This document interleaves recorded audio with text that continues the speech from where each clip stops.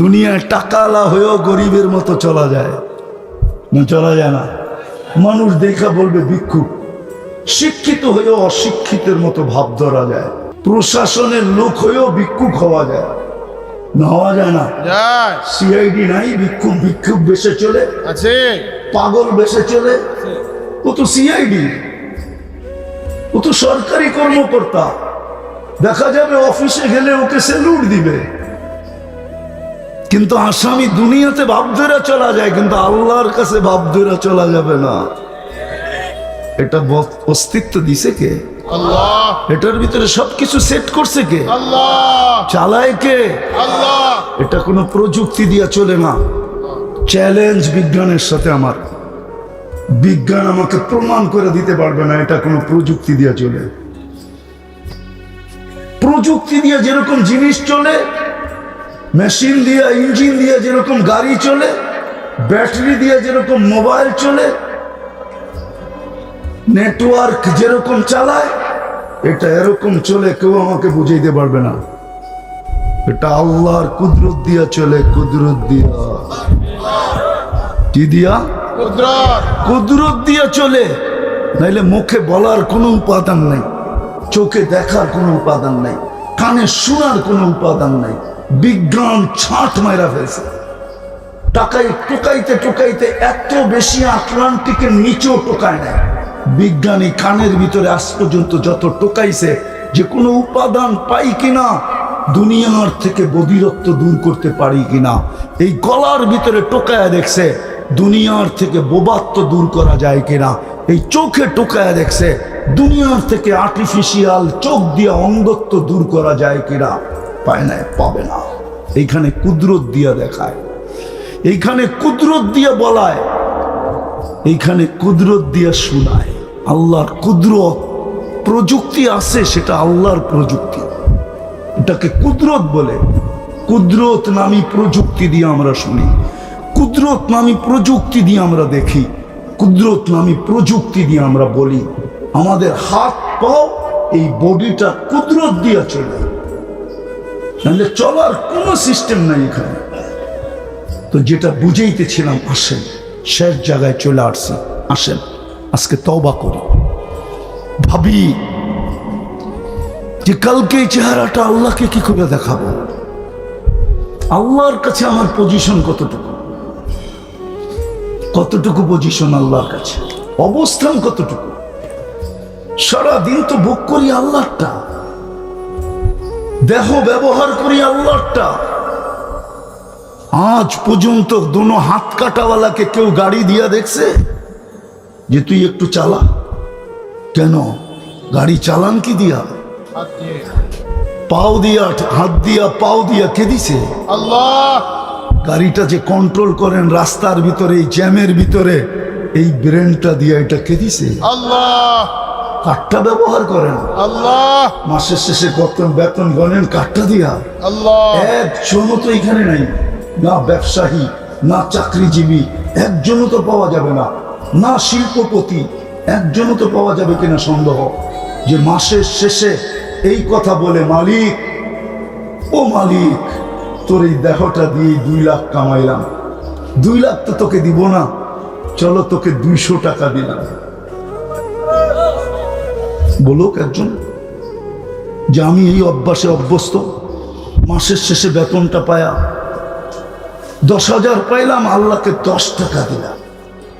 এই বইলেই দিলাম, আল্লাহ 10,000 পাইলাম, তোকে 10 টাকা দিলাম, ওই 10 টাকা আল্লাহর নামে দান করে দিল। একজন বলেন যে আমি এই অভ্যাসে অভ্যস্ত?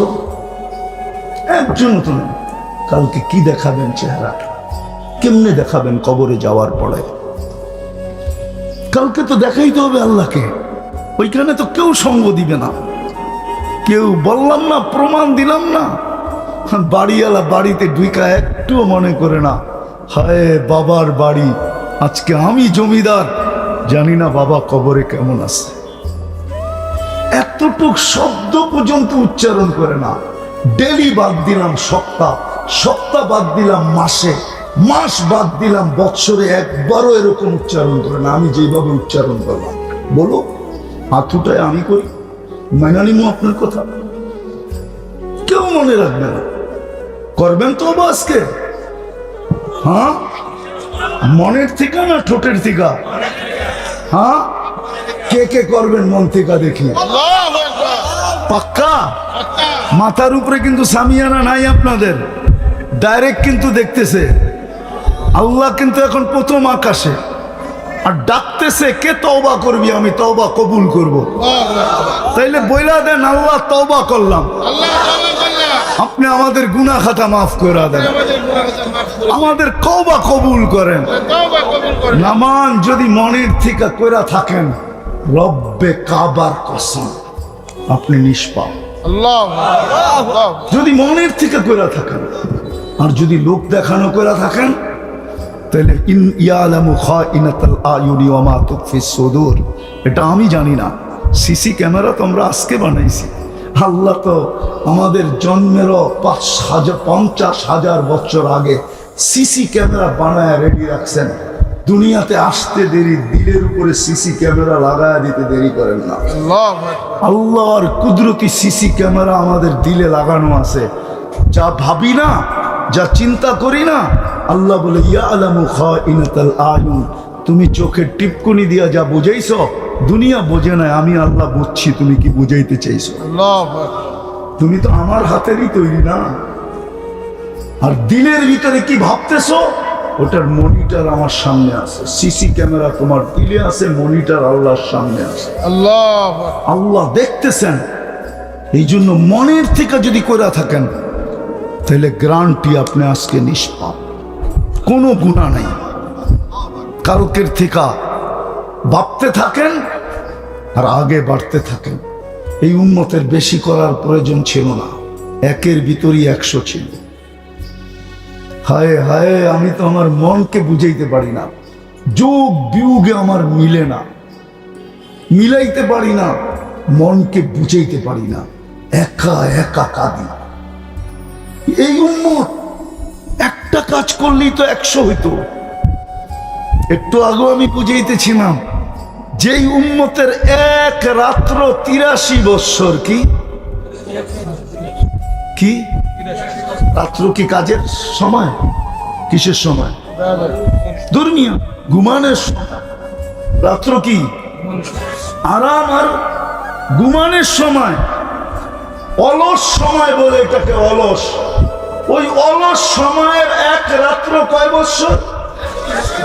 কত? 83 বৎসর 4 মাস। যেই উম্মতের দৃষ্টি কবুল হজ, শুধু দেখবে আর কি করবে? কবুল হজ। মনে হয় বোঝেন না। কি বুঝছেন? মা বাবাকে সদয় দৃষ্টিতে দেখবে, দৃষ্টির দাম কত? কবুল হজ। কবুল হজের বদলা জানেন কি? আল্লাহ নিজে বলতেছে, জান্নাত ব্যতীত আর কিছু কবুল হতের বদলা নয় নয় নয়। সুবহানাল্লাহ। যার দৃষ্টিতে কবুল হজ, যার 2 রাকাতে হজ আর উমরা। কয় রাকাত? 2 রাকাত। বলুক না হুজুররা। ফজর পড়া বসা থাকবে, সূর্য উঠলে 2 রাকাত পড়বে, কবুল হজ আর কি? উমরা। যে মুস্কি হাসি দিলে 100 শহীদের সওয়াব। আজকে যে হাসে একজনও জানে না মুস্কি হাসি কি। মুস্কি হাসি আমার নবীর সুন্নাত। সুবহানাল্লাহ। নবীজি অট্ট হাসি দিতেন না, মুস্কি হাসি দিতেন। আজকে তো উম্মত মুস্কি হাসতেই জানে না। জানে নাকি? না। হ্যাঁ, মুস্কি হাসি নিয়ে গেছে অন্যরা। আমি ইংল্যান্ড আর কানাডায় বলে আসছি যে হায়, ওদের যদি ঈমান হতো তাহলে ওরা হাসি দিয়ে জান্নাতে চলে যেত। কেন? ওদের সিস্টেমই হলো, চিনুক আর না চিনুক, আপনি সামনে পড়লেন বা ক্রস হলো, 2 জন এদিক থেকে আসলো, আপনি এদিক থেকে আসলেন, ক্রস হলো, চোখে চোখ পড়লো, একটা মুস্কি হাসি দিলে। অথচ মুসলমানের কাজ ছিল এটা। আর মুসলমান সমাজে এসে দেখেন, ভাইয়ের সাথে কথা বলে না 10 বছর, 5 বছর, 2 বছর, 3 বছর, মাসের পর মাস ভাইয়ের সাথে কথা বলে না, দেখলে অন্যদিকে চলে যায়। বোন ভাইয়ের বাড়িতে আসে না। মুসলিম সমাজে দেখেন আর ওইখানে দেখেন মুস্কি হাসি রসুলের সুন্নত। যদি সুন্নত মনে করে হাসি দিল, আল্লাহ রসুল বলে যখন মুসলমানের ভিতরে আমার সুন্নত অবহেলিত হবে, দীক্ষিত হবে, ঘৃণিত হবে, লাঞ্ছিত হবে, বঞ্চিত হবে, ওই সময় যে সুন্নত মনে করে মুস্কি হাসি দিবে 100 শহীদের সওয়াব। সুবহানাল্লাহ। আমি তো ভাবতেছিলাম এই উম্মত যদি একটা কাজই করত, একের ভিতরে 100, আমার দেশটা যদি এরকম হতো। আমি প্রথমবার যখন যেতেছিলাম চাঁদে, আমার ফ্লাইট ছিল ইথিওপিয়া থেকে, আদিস আবাবা থেকে, কিন্তু আমার পাশে যে বসা ছিল ও মোটামুটি প্লেনের ভিতরে দাঁড়াইতে পারতো না, মাথা নিচা করে দাঁড়াইতো, এত লম্বা, কুটকুটে কালো। কালোরও একটা ডিজাইন আছে আমাদের দেশে, ওটা ডিজাইন সারা কালা। তো কথায় কথায় ওদের মাতৃভাষা আরবি, কথায় কথায় পরিচয় হলো। তো বলল, আমি যেই দেশে তুমি যেতেছো ওই দেশের আমি রানিং স্পিকার। নামাজের সময় আসলো, আমি জিজ্ঞাসা করলাম নামাজ? হাসি দিয়া বলে, মুসলমান নামাজ পড়ে না, তুমি এটা ধারণা করলা কি করে? বলতেছে, তুমি কি ফার্স্ট টাইম চাঁদে? আমি বললাম, হ্যাঁ ফার্স্ট টাইম। বললো, আমার চাঁদে কোনো বেনামাজি নেই। আল্লাহু আকবার। সত্য কথা, কোনো বেনামাজি নেই। আমি চিনি এখনকার প্রেসিডেন্টকেও চিনি, যে এখন রানিং প্রেসিডেন্ট, তার বাবাকেও চিনতাম। আমি 6 বার গেছি, আমি এদেরকে চিনি। সেনা প্রধানের বাসায় গেছি, নামাজের সময় হয়েছে, বলতেছে হুজুর কথা বলবো পরে, আগে নামাজটা করে নিন। সুবহানাল্লাহ। সেনা প্রধান। হায় আমার জাতি যদি এরকম হইতো। আমি তো 2টা জিনিস নিয়ে গৌরব করি, তাহলে আমি এটা নিয়েও সারা দুনিয়ায় গৌরব করতাম। আমি একটা জিনিস নিয়ে গৌরব করি, বাংলার জমিনের মতো বরকত দুনিয়ার কোথাও নাই। সুবহানাল্লাহ। আর মসজিদ মাদ্রাসার পরিবেশ দুনিয়ার কোথাও নেই। সুবহানাল্লাহ। এই জন্যই আমি বলি, বাংলাদেশ নড়ে চড়ে পড়বে না, নড়ে চড়ে কোনোদিন পড়বেও না, পড়েও না, পড়বেও না। ইনশাআল্লাহ। বিশ্বাস আমার। যেই দেশে 40,000 হেফজোখানা, ফজরের 1 ঘন্টা আগে হেফজোখানার ছেলেরা ওঠে,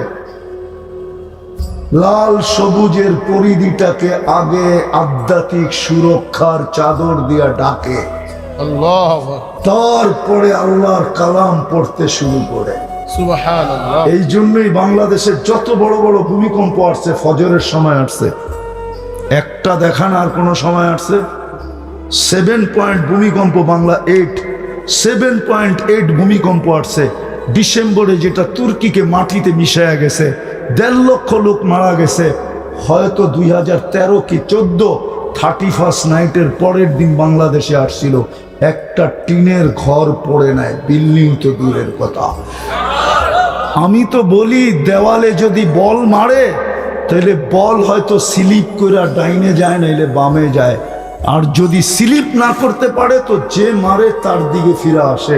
বাংলার জমিন তো রাত্রের ফজরের 1 ঘন্টা আগেই 40,000 হেফজোখানা আলারা সুরক্ষার চাদর দিয়া, এই লাল সবুজের পরিধিটাকে আধ্যাত্মিক সুরক্ষার চাদর দিয়া ঢাইকা দেয়। বিদায় বল লাগলেও ডাইনে যায়, বামে যায়, অথবা পিছনে যায়। এইখানে কোনো বিপর্যয় ঘটে নাই, ঘটবে না, না, না, না। ইনশাআল্লাহ। এটা সাময়িক বিপর্যয়, সাধারণ বিপর্যয়। এই যে কয়েকদিন আগে হলো 3 জেলায় পানি, দুনিয়া ভাবছিল পুরো বাংলাদেশ ডুবা যাবে, কিন্তু সামান্য হয়েছে। দুনিয়া ভাবে নাই বাংলাদেশের মানুষ এদের সহযোগিতা এরকম ভাঙ্গা পড়বে। ওই জমিনও কোনোদিন ভাবে নাই, ফেনীর মানুষও ভাবে না। ভাবছে নাকি? হ্যাঁ, কি আপনারা জান না? এখান থেকে এর আগে যে সিলেটে হইলো জান না? এক জায়গায় হয়, এটার নাম বিপর্যয় না। বাংলাদেশের বিপর্যয় কোনোদিন হবে না, হইলে করোনার সময় হইতো।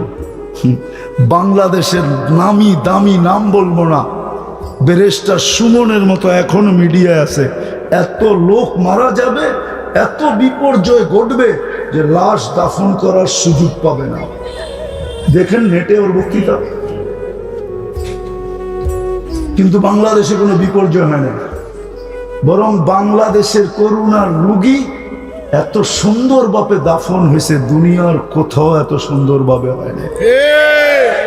বরং আমি বলবো যাদের হাতের ছোঁয়ায় দাফন হয়েছে, করোনার রোগী এমনি পার হয়ে গেছে। কেননা ওই হাতগুলা ছিল মাদ্রাসার ছেলেদের, ওলামায়ে কেরামের। সমস্ত সংগঠনগুলা ওলামাদের ছিল অথবা মাদ্রাসার ছাত্রদের ছিল। আর কারো কোনো সংগঠন ছিল না। করোনার সময় লাশ গোসল করানো, কাফন পরানো, দাফন করা, জানাজা পড়ানো আর কেউ ছিল না। শুধু মাদ্রাসার ছেলেরা ছিল, উস্তাদরা ছিল। ঠিক। নবীর ওয়ারিসের হাতে ওরা কবরে গেছে। দেখান একটা দুনিয়ার দেশ। বিদায় আমার জাতি যদি একটা কাজ করত, যে আজকের থেকে অঙ্গীকার যে নামাজ কোনো অবস্থায় ছাড়ব না। পাক্কা পাক্কা একটা পরিবেশ গাজীপুরে বানান আপনারা, কোথাও বনুক আর না বনুক, নামান আপনারা গাজীপুর। গাজী চিনেন? আরে গাজী চিনেন? গাজী, গাজী চিনেন কাকে বলে? আল্লাহর রাস্তায় যুদ্ধের ময়দান থেকে যারা বাইচা ফিরে আসে তাদেরকে বলে গাজী। আপনারা গাজীপুর, আপনারা একটা পরিবেশ বানান যেখানে আজান হবে, বাজার থেমে যাবে, দোকান থেমে যাবে, অফিস থেমে যাবে, আদালত থেমে যাবে, রোড ঘাট থেমে যাবে। যে যেখানে আছে ওইখানেই দাঁড়ায় বলবে আল্লাহু আকবার। পারবেন? ইনশাআল্লাহ। আল্লাহ আমাদেরকে আমল করার তৌফিক দান করেন। ওমা আলাইনা ইল্লাল বালাগ। দুনিয়াটা কারো জন্য চিরস্থায়ী না। যদি হইতো তাহলে কবি কোনোদিন এই কথা বলতো না, মিলে খাক মে আহলে শাহ कैसे कैसे, जमी खा गई नौजवान कैसे कैसे, अजल ने न छोड़ा किसरा न दारा, उसी से सिकंदर सा फाते भी देहारा, हर एक लेके क्या क्या हसरत सुधारा। গাজীপুরের ভাওয়াল রয়ে গেছে কিন্তু মালিক নাই। কেস এখনো চলতেছে কোর্টে, জানি আমি। বাওয়ালের সম্পত্তি নিয়ে এখনো কেস চলতেছে। ভাওয়ালের জমিদার, ভাওয়াল আছে কিন্তু জমিদার নেই। অচিরেই আমরা চলে যাব, এখানে চিরস্থায়ী কেউ না। ছোট হোক সেও চলে যাবে, বড় হোক সেও চলে যাবে, মালিক হোক সেও চলে যাবে, শ্রমিক হোক সেও চলে যাবে। কবি এটাই বুঝাইতে চায়, একদিন ঐতিহ্য থেকে যাবে, তুমি থাকবে না। হয়তো ঐতিহ্যটা হতে পারে আমার ওই পুরান মাথার দেওয়ার বালিশটা, হতে পারে আমার ঝুপড়িটা ঐতিহ্য থেকে যাবে, আমি থাকবো না। সত্য এটাই, ভালো মতে বোঝেন, কাজে দিবে। নাইলে জীবনের উপরে কন্ট্রোল, জীবনের গতির উপরে কন্ট্রোল কারো নাই। যদি কন্ট্রোল থাকতো, কেউ তার জীবনের জন্মদিনের কেক কাটতো না, সবাই পাওয়ার ব্যাংক কিনা গতিকে ধরে রাখতো আর এটাকে আগেই বাড়তে দিত না। দুনিয়ার বহুত মানুষ ছিল যারা ওই পাওয়ার আরো উন্নত ভাবে করতেছেন। উন্নত আপনি দেখেন, উন্নত দুনিয়া, উন্নত ভাবে ওদেরকে পালতেছেন। এটা সিস্টেমে আছে দেখে চলবে। আবার বইলেও দিছেন, এই ছোট জীবনে তোমার ইচ্ছা, তোমার ইচ্ছা, যেমন খুশি তেমন চলো, যেমন খুশি তেমন সাজো, বাধা দিবে না এটাও বলে দিছেন যে আমি কোনো বাধা সৃষ্টি করব না। যেমন মন চায় তেমন চলো, যেমন খুশি তেমন সাজো, বাধা দিবে না। কিন্তু হ্যাঁ, এই জীবনটা তো চলে যাবে, ৬০-৭০ বছর। হাজার হোক আর লাখ হোক একদিন চলে যাবে, শেষ হয়ে যাবে, কিন্তু কালকের জীবনটা চলবে না। যেটা কোরআনে বারবার সতর্ক করছেন, তাও মুসলমানকে করছেন, ইয়া আইয়ুহাল্লাযীনা আমানুত্তাকুল্লাহ। মুসলমানকে সম্বোধন করছেন, মা কদ্দামাত লিগাদ, কালকে চলবে না। এই জন্যই বলছে কালকের জন্য প্রস্তুতি কতটুকু।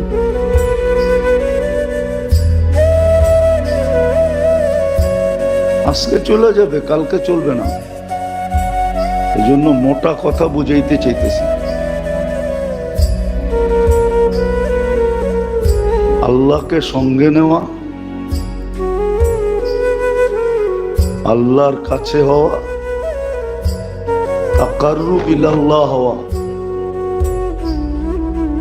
এটা মুসলমান উম্মতে মুহাম্মাদির জন্য একান্ত জরুরি, একান্ত জরুরি। আর এটাই সত্য, এটাই সত্য। একটা কথা বুঝানোর জন্য বলতেছি, দুনিয়া দারুল আসবাব। সবাই বলে পানি পান করলেই পিপাসা দূর হয়, খাইলেই পেট ভরে। এই দুনিয়াটা আসবাব দিয়েই চলে, উপক্রম দিয়ে চলে। আমিও মানি চলে, আমিও মানি চলিয়ে, অথচ উম্মতে মুহাম্মদিয়ার মুসলমানের কোন জিনিস আসবাবের সাথে সংযুক্ত না।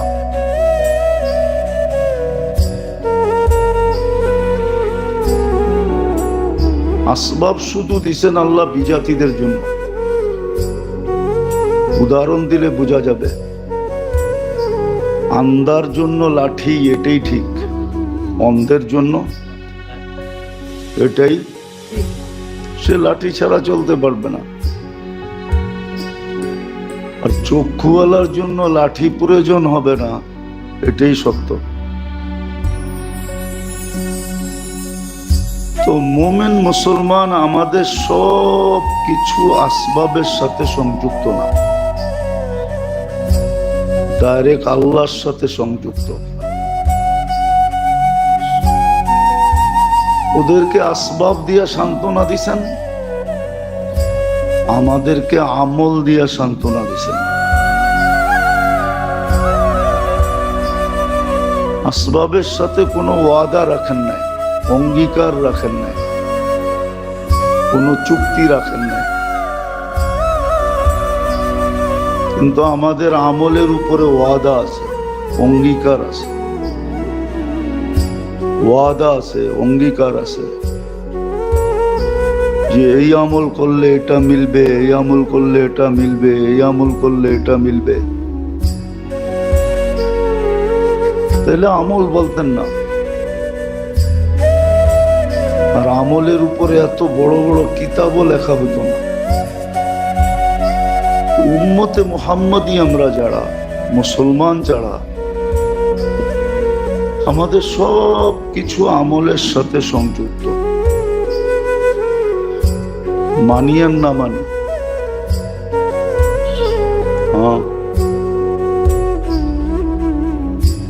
মানি আর না মানি, এটাও একদিকে আল্লাহর দয়া, এটাও একদিকে ভাবলে না নিঃসন্দেহে আল্লাহর দয়া। যে মুমিন মুসলমানের দুঃখ কষ্ট দ্বারা তার গুনাহ মাফ হয়, এমনকি কাটা বিঁধলেও গুনাহ মাফ হয়, খোঁচা খাইলেও গুনাহ মাফ হয়। শুধু গুনাহ মাফ হয় না, আবার সওয়াবও মিলে।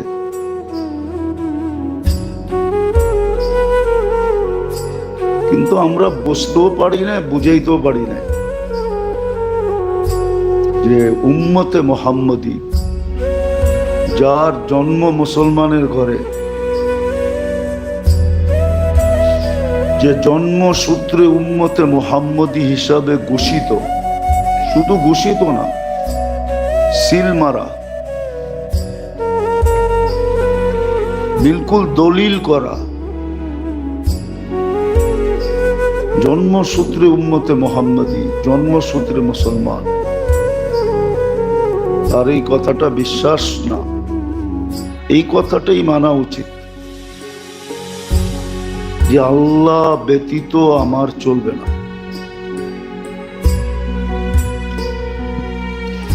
কিন্তু আমরা মানতে পারি না কতগুলা বাধার কারণে। ওই বাধাগুলা জানিও না, ওই বাধাগুলা শিখিও না, আবার ওই বাধার থেকে কিভাবে বাহির হইতে হবে এটাও জানি না।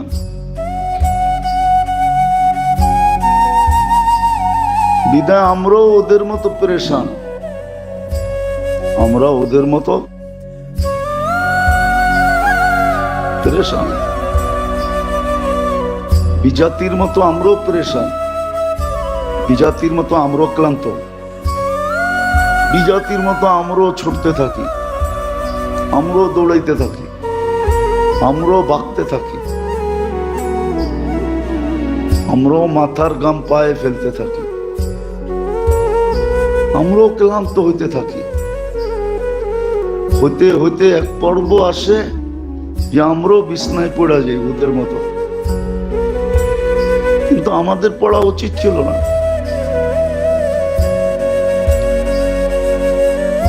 আমাদের পড়া উচিত ছিল না, কেন আমরা একটা কথায় বিশ্বাস করি, বলে কপালের লেখন না যায় খণ্ডন। শুনছেন কোনদিন? কপালের লেখন না যায়, এটা বুঝেইছে তকদিরে যা লেখা আছে এটা হবেই, কপালে যা লেখা আছে এটা মিলবেই। যে এই কথা বিশ্বাস করে ওর তো ক্লান্ত হওয়ার কথা না, ওর তো ছুটার কথা না।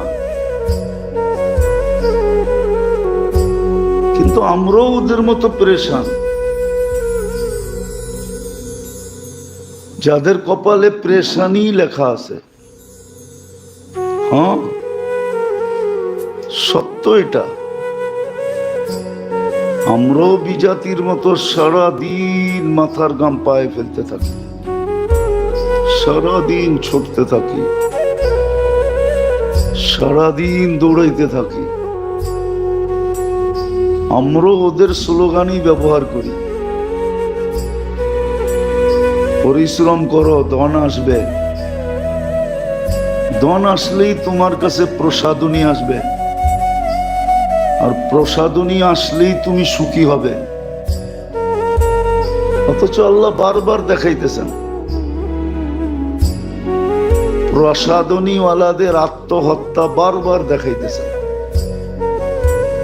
বছরে 2-4-20টা দেখান আল্লাহ। এই বাংলাদেশি 2-4-10টা ঘটে প্রতি বছর, যে প্রসাদনীর কোনো অভাব নাই। প্রসাদনী বোঝেন তো? বোঝেন কি? আসবাবপত্রের কোনো অভাব নেই, টাকা পয়সারও কোনো অভাব নেই, যাদেরকে আমাদের বাসায় সেলিব্রিটি বলে, সর্বদিক দিয়ে আকর্ষণের পাত্র। কিন্তু কয়েকদিন পর পরেই শুনবেন আত্মহত্যা।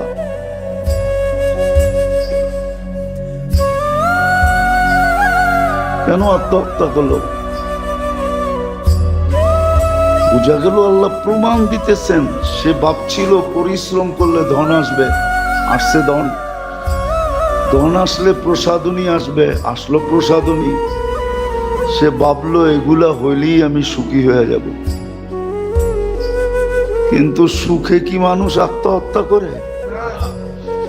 তাহলে তো ডেলি 2-4 হাজার বাইতুল্লাহর ছাদের থেকে লাভ দিয়া জান দিত, ঠিক না? যে এইখানে মরলেই জান্নাত, ঠিক না? কি কোন? হ্যাঁ, বাইতুল্লাহর ছাদের থেকে যদি কেউ লাফ দিয়া মরতো তো মরতো কোথায়? আরে বলেন না, বাইতুল্লাহর ভিতরে মরতো, ঠিক না? কাবার ভিতরে মৌত, এটা তো ভাগ্যের কথা, ঠিক না? হ্যাঁ, তাহলে তো ডেইলি ছাদের থেকে 2-4 হাজার লাফ দিত আর মরতো। আর সৌদি প্রশাসন লাশ উঠাইতে উঠাইতেই ক্লান্ত হইতো, ঠিক না? কিন্তু কেউ তো লাভ দেয় না। তো আত্মহত্যা একটা ভালো জিনিস না, ঠিক না? কিন্তু করে কেন? হ্যাঁ, ও বলতেও পারে না কাউকে, সইতেও পারে না, কইতেও পারে না, বিনা আত্মহত্যা করে। তো মোট কথা এটাই বোঝা গেল, এটাই মাইনা নেন। না মানতে চাইলেও মন জোর করে মেনে নেন যে যাকে মুসলমানের ঘরে জন্ম দিছেন, জন্মসূত্রে যাকে উম্মতে মুহাম্মদী বানায়া শ্রেষ্ঠ উম্মতের সিল কপালে লাগায় দিছেন, ও আল্লাহ পাওয়া ব্যতীত ওর জীবন চলবে না, ওর জীবন চলবে না। কেননা দুনিয়া তো এটা সত্য, সবার জীবন ধারা এক না, সবার জীবন ধারা এক না। আছে গ্রামগঞ্জে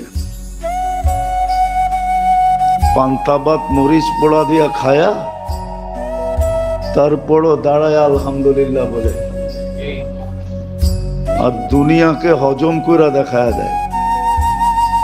আর পাবেন ঢাকা শহরে পান্তাবাতের কাজ দিয়া হাইটা গেল নাক ছিটকায়, সকালে পান্তাবাত খাম কেমনে, ওর পরোটা রুটি ছাড়া সকালে হয় না। পান্তাবাত কেন, গরম ভাত দিলেও খাবে না, ঠিক না? ও একই কথা বলবে, সকালে ভাত খায় কি করে, ঠিক না? তো জীবন দ্বারা সবার জন্য এক না। বাঙ্গা খাটে সবাই ঘুমাইতে পারে না, বাঙ্গা খাটে পারে নাকি? বাঙ্গা খাটে সবাই ঘুমাইতে পারে না। আমরা দেখছি অনেককে, মসজিদে পর্যন্ত আসে না। বললে মানবেন কিনা মানি না জানি না, বলছে মসজিদের অবস্থা যেরকম পেশাব পায়খানার, আমার যদি পেশাবে ধরে তো আমি পেশাব করব কই? না, আপনাদের পেশাব পায়খানা তো আমাদের উপযোগী না। হ্যাঁ, মনে হয় আপনি আমার এই কথা মানতেছেন না। আমাদের উপযোগী তো না, এজন্য মসজিদে পর্যন্ত আসে না। তো সবার জীবন ব্যবস্থা, জীবন ধারা এক না। যদি এটা আপনি মানেন, তাহলে মুসলমান আর কাফের জীবন ধারা এক হয় কি করে? এটা কেন মানেন না যে কাফের আর মুসলমানের জীবন ধারা এক হয় কি করে? আপনাকে মুসলমানের ঘরে জন্ম দিল আর আপনার প্রত্যেক জিনিসের বেনিফিট দিল। কোন কাফের তো এই সোয়াব পায় না, নাফাকাতুকা আলা নফসিকা সাদাকা। অথচ আপনি মুসলমানের ঘরে জন্ম নেওয়ার কারণে সারা দিন যা নিজের উপরে খরচ করেন, নিজের উপরে বোঝেন কি? সকালে নাস্তা খাইলেন, একটু পরে পরে চা খাইলেন, রাস্তা দিয়ে হাঁটতে যায় যা পাইলেন এটাই খাইলেন, আবার 3 বেলা ভাতও খাইলেন, এই সব কিছু খরচার আপনি যা ডেলি করলেন, যেটাকে আমাদের শব্দে বলে পকেট খরচ, এই পুরাটা সৎকা করার সওয়াব প্রতিদিন আপনি পাইতেছেন। এই সওয়াবটা তো কাপের পায় না, পায় নাকি? না মনে হয় পায়। এই সওয়াবটা তো পায় না। এখন আপনার থেকে বাদ দেন, নাফাকাতুকা আলা ইয়ালিকা সাদাকা, সারাদিন পরিবার পরিজনের প্রয়োজন মিটাইতে যায়া যা খরচা করে ওটা পুরা সৎকা করার সওয়াব পায়। আর এই খরচা অর্জন করতে যায়া, পরিবারের খরচাটা যোগান দিতে যায়া যে কষ্ট করে ওটারও বিনিময় পায়, যে গাম জোরে ওটারও বিনিময় পায়। পাইতে পাইতে পাইতে পাইতে পাইতে হাদিসে আছে, শ্রম পেশার মানুষ যখন সারাদিন শ্রম দিয়া বাড়িতে ফিরে, তখন সে নিষ্পাপ ঘরে আসে। নিষ্পাপ, এরকম নিষ্পাপ যেরকম তার মা তাকে এই মুহূর্তে জন্ম দিল। রাজা কা ইয়াউমিন ওয়ালাদাতহু উম্মু, এরকম নিষ্পাপ ফিরত আসে। এই বেনিফিটটা তো কাফের পায় না, কোনো বিধর্মী পায় না। আপনি মুসলমানের ঘরে জন্ম নেওয়ার কারণে পাইতেছেন, নিজেকে মুসলমান বলার কারণে পাইতেছেন, উম্মতে মুহাম্মদী হওয়ার কারণে পাইতেছেন। আপনার ঘুমও তো ইবাদত, আপনার সজাগ হওয়াও ইবাদত, প্রত্যেকটা মুহূর্ত ইবাদতে রূপান্তরিত হইতেছে। এই বেনিফিটটা আপনি কেন পাইতেছেন? বিদায় আপনার জীবন দ্বারা ওর জীবন দ্বারা এক হয় কি করে? আপনি আমাকে যুক্তি দিয়ে বুঝান যে আপনার জীবন দ্বারা ওর জীবন দ্বারা হয় কি করে, এক হয় কি করে? আপনার রীতি ওর রীতি এক হয় কি করে? আপনার নীতি ওর নীতি এক হয় কি করে? এরকম প্রত্যেকটা জিনিসই এক হয় কি করে? কোরআনে তো এটাও ইঙ্গিত দিছেন যে কাইফা তাহকুমুন, আফসোস তোমাদেরকে নিয়া যে তোমরা এটা কিভাবে সিদ্ধান্ত করো যে দুটোটাই এক। না, এক হইতে পারে না, কসম খোদার। এই পর্যন্ত বলতেছি, যদি বিধর্মী প্রতিবেশীও থাকে আর আপনি যদি তার উপরে দয়া করেন, তাহলে এই দয়ার সওয়াব আপনি পাবেন, সে কিন্তু কিচ্ছু পাবে না। আর সে যদি আপনার উপরে করে কিচ্ছু পাবে না। হ্যাঁ, এতটুক পাবে যে দুনিয়াতে ওই প্রবাদ বাক্য শব্দ হবে, কারবালা হো বালা। কারবালা বুঝেন, আবার কারবালা বুঝেন না। কারবালা হো বালা, ভালো করবা তো তোমার দুনিয়াতে কিছু ভালো মিলবে, সে এতটুকু পাবে। তাহলে আমাকে যুক্তি দিয়ে বুঝান আপনারা যে আমাদের রীতিনীতি ওদের রীতিনীতি এক হয় কি করে? আমার জীবন দ্বারা ওর জীবন দ্বারা এক হয় কি করে? এই জন্য মোটা কথা, বুঝলে কাজে দিবে, আর না বুঝলে কিন্তু পস্তাইতে হবে। আর ওই পস্তানো বড় কঠিন পস্তানো। আখেরাতের পস্তাওয়া, আখেরাতে পস্তানো, এটা বড় কঠিন, বড় কঠিন, বড় কঠিন। এই জন্য যাকে আল্লাহ মুসলমানের ঘরে জন্ম দিছেন, উম্মতে মুহাম্মদী বানাইছেন, তার জীবনটা আল্লাহ ছাড়া চলবে না। আল্লাহকে কাছে পাওয়া ছাড়া সে স্বাদ পাবে না। হ্যাঁ, অন্য কেউ স্বাদ পাইলেও পাইতে পারে, ওটা নিয়ে আমার কোনো আলোচনা নাই, মতবিরোধও নাই। আরেকজন পাইলে পাইতে পারে, বিজাতি পাইলে পাইতে পারে, কেননা এটাও ইঙ্গিত আছে সে যা পাবে এখানেই পাবে, যা পাবে যা পাবে এইখানেই পাবে। অনেক মালিক পাওয়া যাবে, দুপুরের খাওয়াটা কর্মচারীকে নিয়ে খায়, কিন্তু আজ পর্যন্ত একবারও কর্মচারীকে বাসায় দাওয়াত করে খাওয়ায় নাই।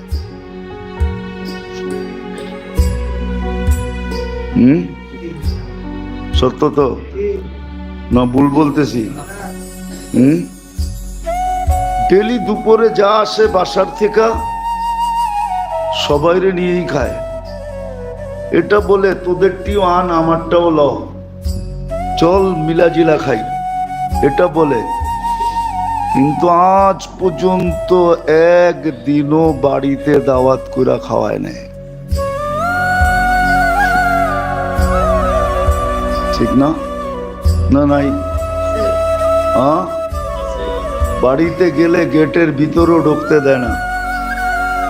ও তো ভাবছে ডেলি আমাদেরকে নিয়ে খায়, বাড়িতে গেলে মনে হয় বেডরুমেই বসাইব, অথচ গেটের ভিতরেও ঢুকতে দেয় না। এরকমই বিজাতিকে এইখানে দিবে, এটাই ওয়াদা, ওইখানে আর দিবে না, ওইখানে আর। এই জন্য ভালো মতে বোঝেন। এতগুলা কথা বলতেছিলাম গত জুমার কথার উপরে, যে আল্লাহর থেকে মানুষকে কোন জিনিস দূরে করে আর কোন জিনিস মানুষকে আল্লাহর কাছে করে।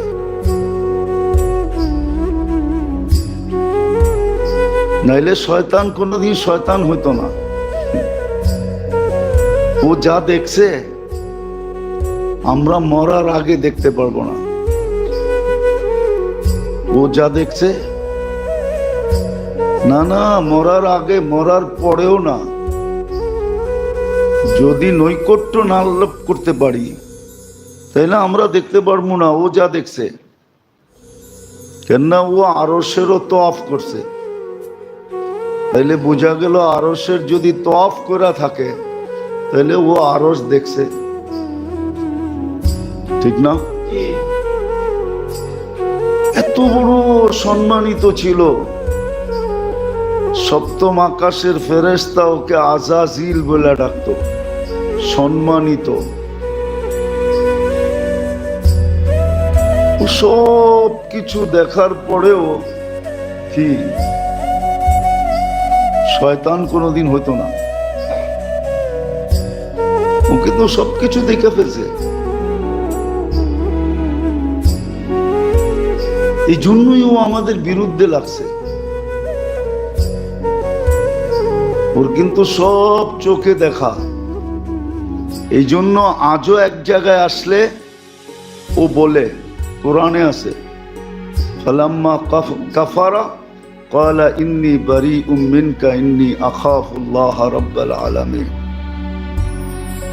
যখন ওর প্ররোচনায় কোনো মানুষ কুফরি করে ফেলে, তোর সাথে সাথে বলে ইন্নী বারীউম মিনকা, আমি তোর সাথে নাই, আমি আল্লাহকে ভয় পাই। কোরআনে আছে, এখনো বলে। এই জন্য আল্লাহকে কাছে করা, কোন জিনিস দ্বারা মানুষ আল্লাহর থেকে দূরে সরে যায় আর কোন জিনিস মানুষকে আল্লাহর কাছে করে। একটা কথা এটারও ভাবা উচিত, প্রত্যেক জিনিসের কিন্তু স্বাদ আছে, স্বাদ কি? আচ্ছা, আমরা যে দুনিয়ার ভিতরে নাক ডুবায়া লাগছি, স্বাদ পাইই তো লাগছি, ঠিক না? না স্বাদ পান্নায়? পান্নায় স্বাদ? হ্যাঁ, প্রত্যেক জিনিসের একটা স্বাদ আছে। আল্লাহ পাওয়ারও একটা স্বাদ আছে, মজা আছে। আর আল্লাহ যারা পাইছে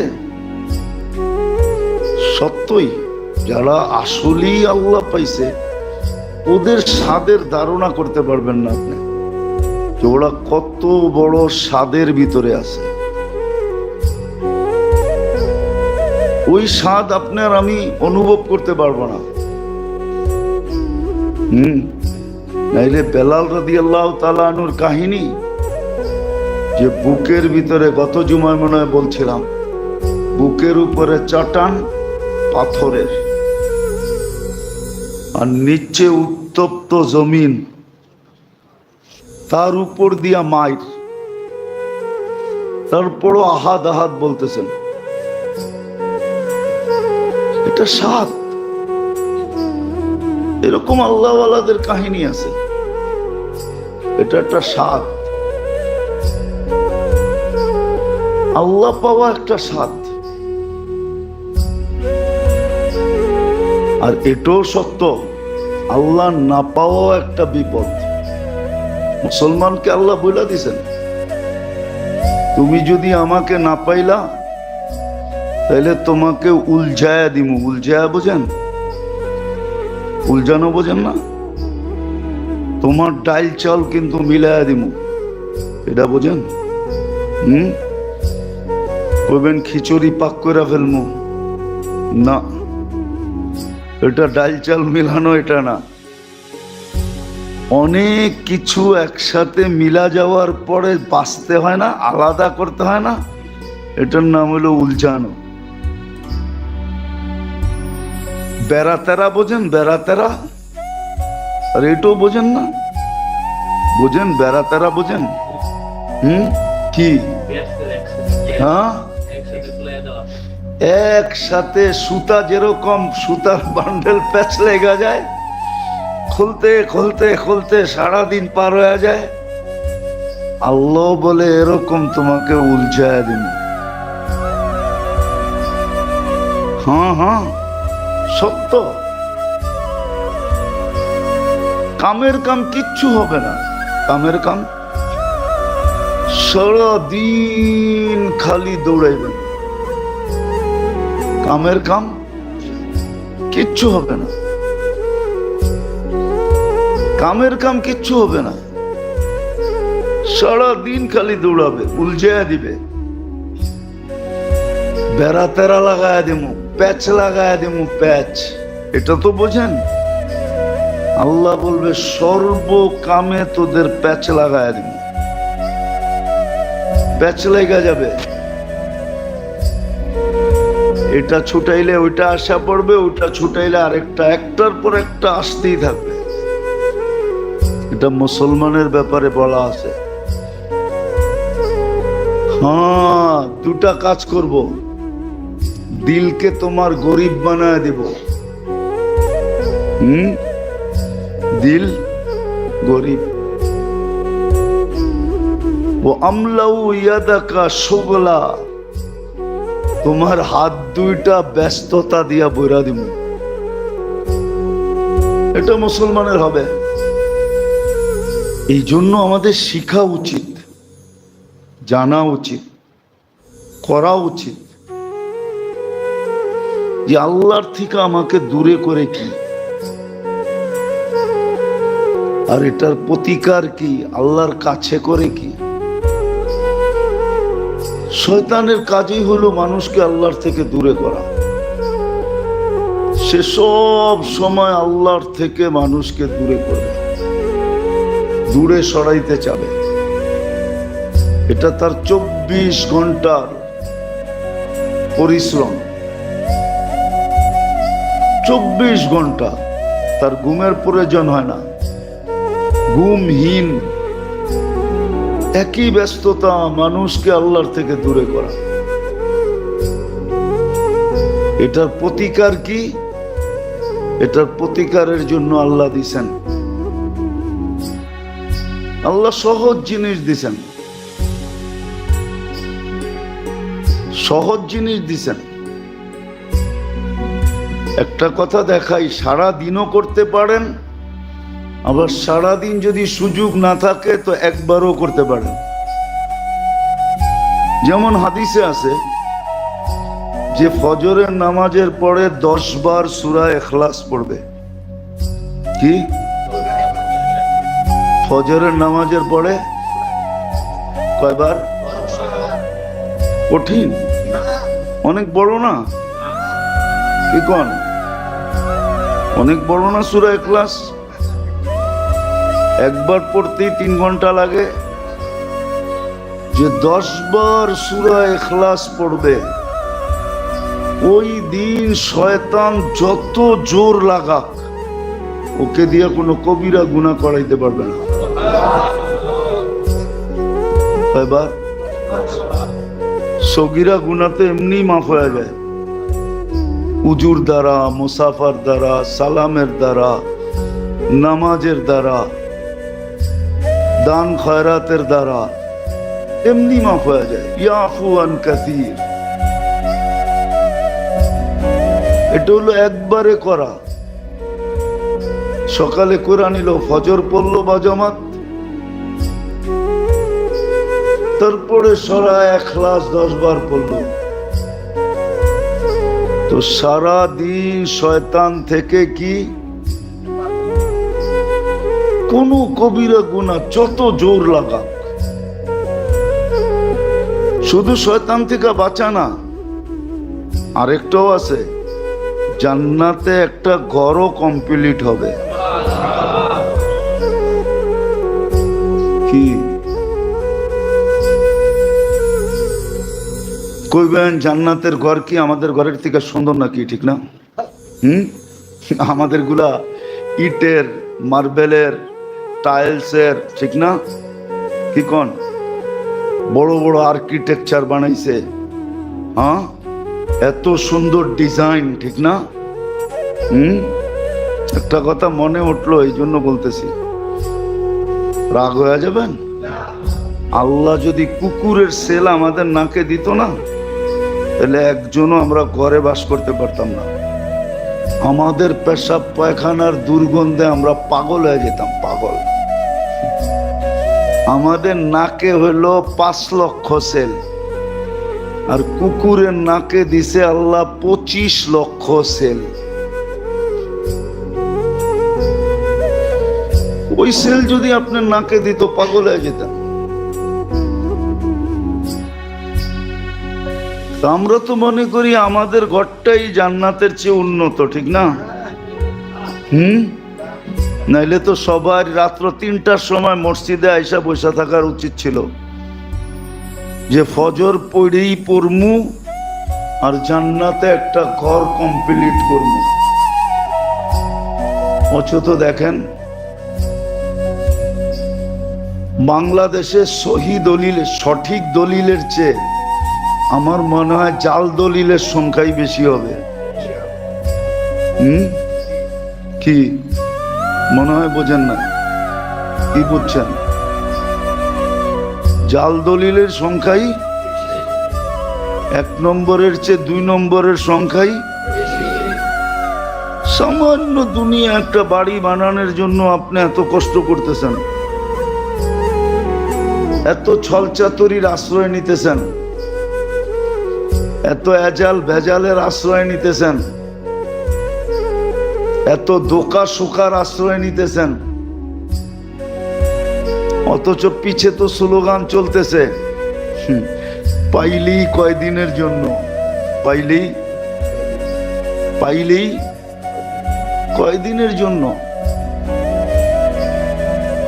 পাইলেনই আপনি বাড়ি, কয়দিন বাড়িতে থাকবেন? কয়দিন? হ্যাঁ, আরে বলেন না, কয়দিন? 60-70 বছর? কতজনের তো বাড়িও আছে, ঠিক না? হ্যাঁ, আছে না? কিন্তু ওর ফ্যামিলি তো ওই বাড়িতে থাকে না। প্রমাণ দিমু? দিমু না, অনেকে রাগ হয়ে যাবে। দিমু? এই যে আহসান মঞ্জিল আছে, কে থাকতো? দুর্মিয়া নওয়াব আহসানুল্লাহ থাকতো। এর ফ্যামিলির লোকজন আছে না, ওরা থাকুক না ওইখানে যায়। সরকারই তো কার ধাক্কা দিয়ে বের করে দিব, বেরো, এটারে জাদুঘর বানাইছি। তা আহসানুল্লাহর ফ্যামিলি তো আছে, আছে না? আরে যান নবাব বাড়ি যেয়ে জিজ্ঞেস করেন, ওদের কয়েকটা টেস্টি আছে না, আছে না? কে কোন বংশের আছে না, থাকুক না যে। এত বড় মাঠ, এত বড় বাড়ি, কি মাঠের ভিতরেও তো খিমা লাগায় থাকতে পারে, ঠিক না? হ্যাঁ, কি দিব থাকতে?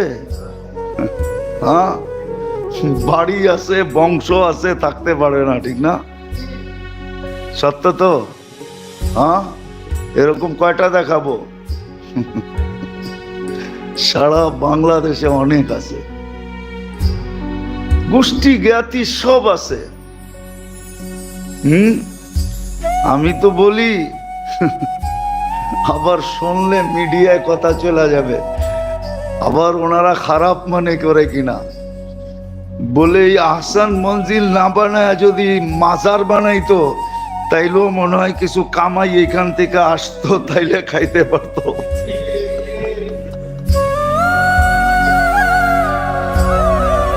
আল্লাহ তো দেখায় এটা।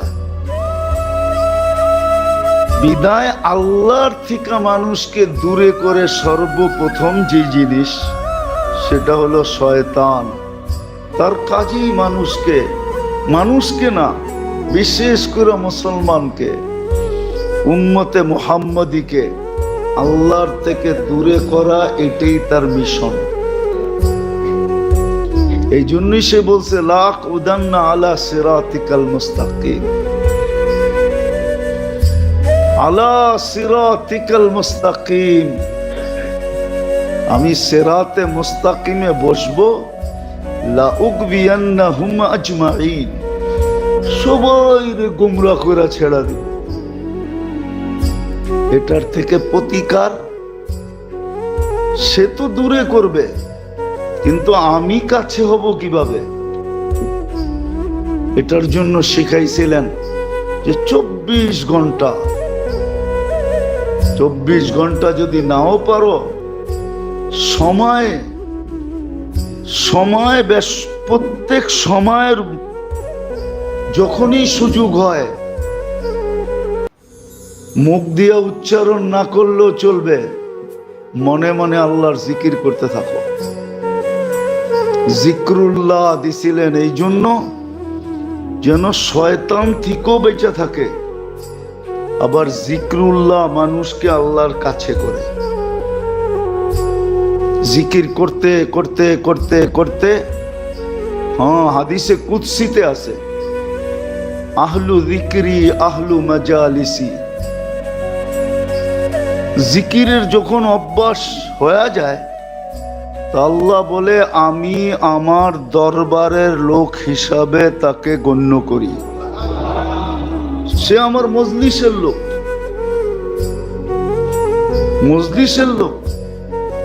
এই জন্য হাদিসে আছে, কিছু লোক আছে, এরা যখন অসুস্থতার জন্য মসজিদে আসতে পারে না, তখন আল্লাহ ফেরেশতাদেরকে পাঠায়, যাও দেখো তো কোথায়। আল্লাহ জানে, কিন্তু ফেরেশতাদেরকে টোকাইতে পাঠায়, যাও দেখো তো কোথায়। তো ফেরেশতারা খুঁজতে খুঁজতে বাড়ি করে, আল্লাহ বিছনায়। তা আল্লাহ বলে, ইবাদত করো, সেবা করো, সেবা। ফেরেশতা দিয়ে সেবা করায়। তো আমাদেরকে সর্বপ্রথম যে জিনিস আল্লাহর থেকে দূরে সরায়, সেটা হলো শয়তান। এই জন্যই ঘোষণা দিচ্ছেন তোমাদের সবচেয়ে বড় শত্রু শয়তান, আদুগুম মুবিন। তোমাদেরকে আমার থেকে দূরে সরাবে, আর দূরে সরাইতে পারলেই সে হাততালি দিবে। কেননা দূরে সরলেই আমি তোমাদের উপরে রাগ হব। কেননা হাদিসে আছে ইদা উসিতু গাদিবতু, তোমরা যখন নাফরমানি করো তো আমার রাগ বাড়তে থাকে। ওয়াইদা গাদিবতু লাআনতু, আর আমি যখন রাগান্বিত হয়ে যাই তোমাদের উপরে লানত বর্ষণ করি। ওয়াল্লানাতু তাবলুগু সাবআম মিনাল ওয়ালাদ। গ্রামের একটা প্রবাদ বাক্য আছে, কয় আমি কলা গাছ লাগায়া যাব, তোরা ফল খাবি। আমি গাছ লাগায়া যাব,